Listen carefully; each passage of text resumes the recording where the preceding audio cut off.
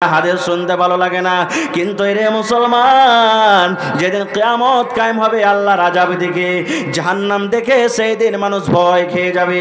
এবার খুঁজতে লাগবে, আল্লাহ কোথায় পাবো আমার ভাইকে, কোথায় পাবো মাকে, কোথায় পাবো বাপকে, কোথায় পাবো। এই করে কিয়ামতের দিন আল্লাহ রাব্বুল আলামিন বলেন, বান্দারে খুঁজতে খুঁজতে তোমার ভাইকে তুমি পাবে। এবার খুঁজতে খুঁজতে তোমার ভাইকে বলবে, এরে আমার কলেজার টুকরা ভাই, তোমার জন্য আমি দুনিয়াতে কত কষ্ট করেছিলাম। এরে ভাই শোন, দুনিয়াতে যদি তোকে কেউ একটা চোখ গরম করে কথা বলেছিল, তোর তরফ থেকে আমি তার সাথে লড়াই করেছিলাম, যুদ্ধ করেছিলাম। আমি না খেয়ে তোকে আমি খাওয়ালছিলাম, আমি না পরে তোকে আমি পড়ালছিলাম। রে ভাই, আজকে কিয়ামতের দিন বিপদের মাঠে আমার একটা নেকি গালা কমে গেছে। ভাই তুই দয়া করে আমাকে একটা নেকি গালা দিয়ে দি।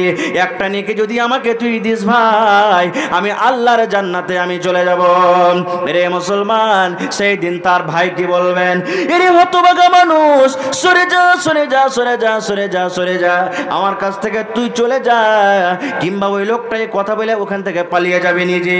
এরে আল্লাহর বান্দা, তুই আমার কাছে নেকি চাইছিস, দুনিয়াতে আমার ভাই বলে কেউ ছিল না।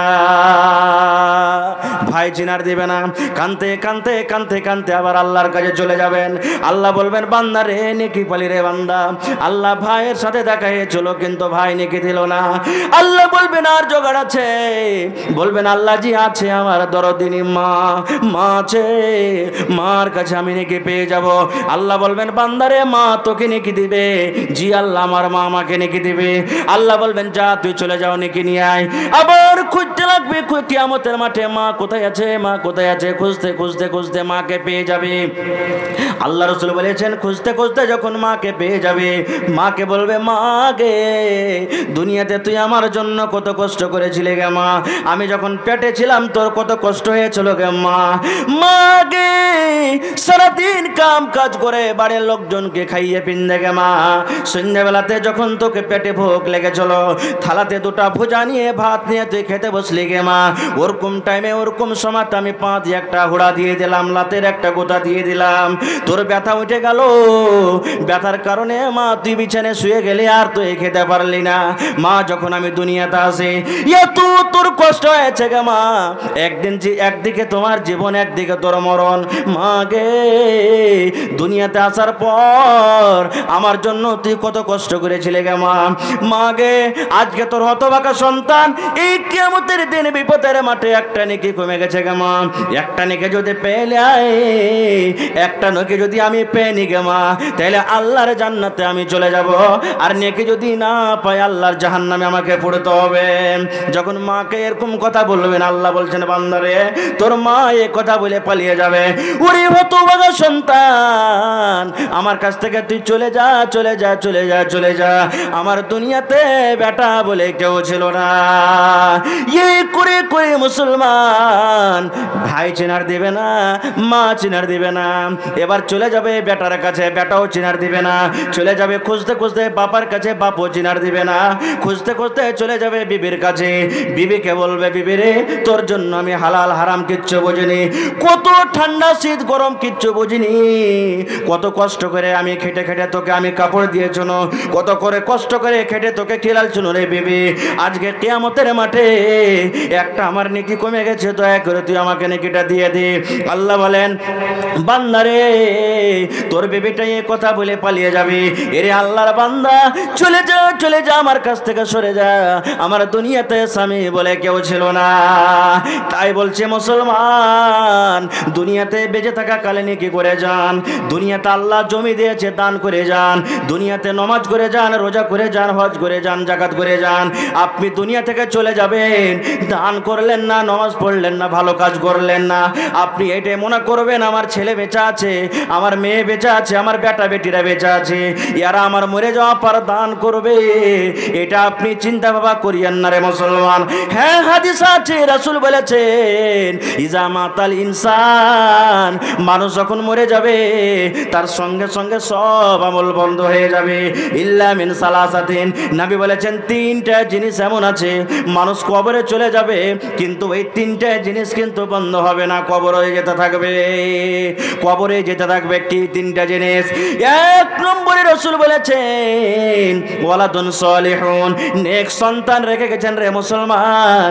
এই যে হিফজুল কোরআনে বাচ্চাকে পড়ালছেন, মাদ্রাসাতে বাচ্চাকে পড়ালছেন, ওই বাচ্চাটা বড় হয়ে যখন আপনার জন্য দোয়া করবে, আপনি কবরে শুয়ে আছেন, বাচ্চা কোরআন তেলাওয়াত করবে, বাচ্চা আপনার জন্য দোয়া করবে, আল্লাহ আমার মা বাপ কবরে শুয়ে আছে, মাটির ঘরে শুয়ে আছে, আল্লাহ জানি না কি আলাদা আছে, আমি তার সন্তান দোয়া করছি রব্বুল আলামিন, আল্লাহ আমার বাবার মার দ্বারাতে যদি জীবনে কোনো গুনাহ খাতা হয়ে থাকে, আল্লাহ দয়া করে তুমি তার গুনাহ খাতাকে মাফ করে দাও।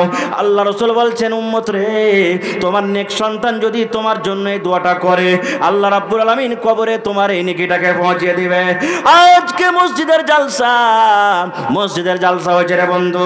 2 নম্বর রাসূল বলেছেন মসজিদে তুমি দান করে দিয়েছো, 5,000 দিয়েছো, 10,000 দিয়েছো, 5 টাকা দিয়েছো, 10 টাকা দিয়েছো, যতদিন পর্যন্ত মসজিদে নামাজ পড়বে লোক, যতদিন পর্যন্ত আল্লাহর ইবাদত বান্দাগি করবে, আপনি কবরে শুয়ে আছেন, লোকেরা নামাজ পড়বে, নামাজের নেকিটা আল্লাহ আপনাকে কবরে দিয়ে দিবে। এই মুসলমান, আল্লাহ রাব্বুল আলামিন রাসূল বলেন 1400 বছর আগে বলে দিয়েছেন। বলবেন মাওলানা মসজিদ বানিয়ে কি পাবো, মসজিদ হয় কি হবে?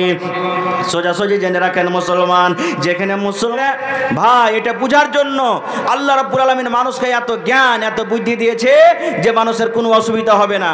একটা আপনাকে উদাহরণ দিচ্ছি, আপনাকে জ্বর হয় কি হয় না? হানা বলেন, জ্বর হয়, বোখার হয়। এবার ডাক্তার সাহেবের কাছে আপনি গেলেন, ডাক্তার সাহেবকে বলছেন যে ডাক্তার সাহেব আমাকে জ্বর হয়েছে, বুখার হয়েছে। তখন ডাক্তার সাহেব জ্বর চেক করালে কি করে? একটা থার্মোমিটার বগলে লাগিয়ে দেয়। লাগা কি লাগাই না? বলেন লাগাই।